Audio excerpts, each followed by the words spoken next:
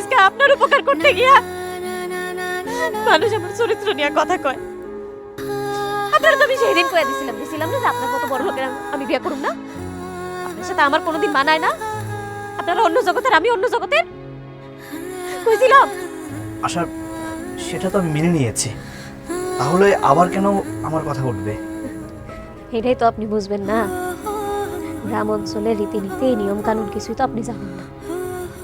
আপনার মন চাইছে, আপনি এসে বলছেন যে আশা আমি তোমার বিয়ে করব। আপনার বাপে এসে আপনারা নিয়ে চলে গেল, আমার বাপরে হুমকি দিল, সবই তো হয়ে গেছে। একটা ঘটনা একবার রটায় গেলে না, সেটা আর মুছা যায় না। এখন আমি কি করবো কন? আপনি কন কি করবো?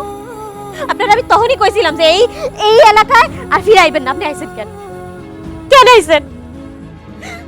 এখন আমি কি করবো? এই যে আমার একটা বদনাম রটাইছে, আমি তো সারা জীবনে এই বদনাম গুছাইতে পারুম না।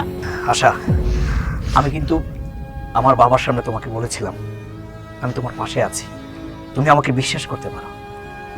এখনো বলছি, তোমার এই বিপদের দিনেও আমি তোমার পাশে আছি, আমাকে বিশ্বাস করতে পারো।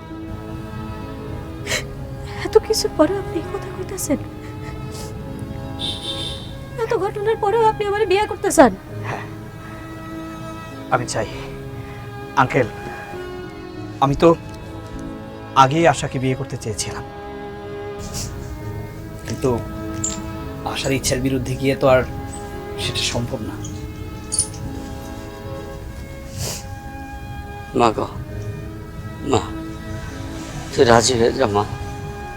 রাত খুব ভালো ছেলে, ও তোকে ভালো রাখবে, সুখে রাখবে।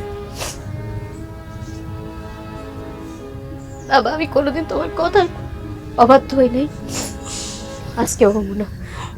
তুমি যা ভালো মনে করো করো। বাবা, তোমার হাতটা দিবা? দাও, দে মা। আমার আমানত তোমার হাতে তুলে দিলাম।